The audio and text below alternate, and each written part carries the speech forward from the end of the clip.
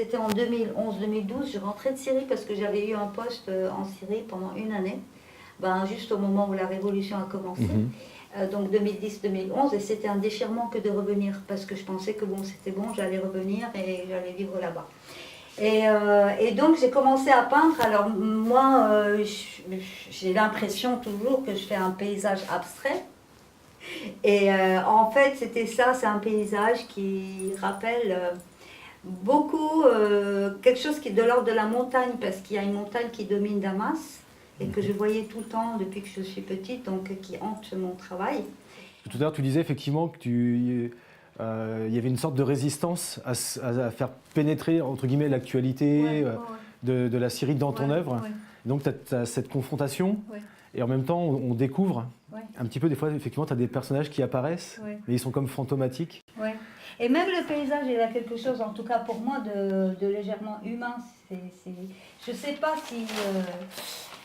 c'est abstrait, mais en même temps, c'est un peu expressionniste. Enfin, c'est beaucoup expressionniste, hein, je veux dire. Je ne suis pas dans le dépouillement. Je ne suis pas assez dans le dépouillement pour dire que voilà, c'est juste abstrait. En fait, j'étais... après coup, et après l'avoir un peu montré à des gens, mais je le ressentais, on m'a parlé de procession, effectivement, je pense que c'est effectivement ça. Et ça a été fait en 2012, hein, c'est-à-dire que c'était au début du soulèvement du peuple syrien. Voilà, avec ces cortèges de morts. Ces personnages apparaissent, ils apparaissent malgré toi, c'est-à-dire que tu dis, c'est après que tu dis, tiens, un personnage est apparu, c'est ça, non? Ils apparaissent malgré moi. Il n'y a pas de volonté de mettre un personnage. Voilà, et ils deviennent extrêmement présents parce que je ne sais pas quoi faire avec. Voilà, je ne sais pas encore bien les gérer. Tu parlais de pathos, de pas tomber, de la peur de tomber dans le pathos. Est-ce que tu penses que montrer l'horreur, que ce soit à travers une photo ou une peinture, est-ce que ça engendre forcément de tomber dans le pathos? Ou est-ce qu'on peut l'éviter? En fait, c'est certainement dû à ma formation et à ma culture de ne pas agresser l'autre avec ce qui blesse. Alors en Syrie, les femmes, elles cuisinent, elles font le pain dans quelque chose qui s'appelle tannour.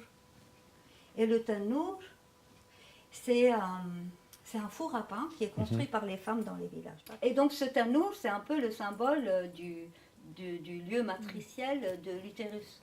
Voilà.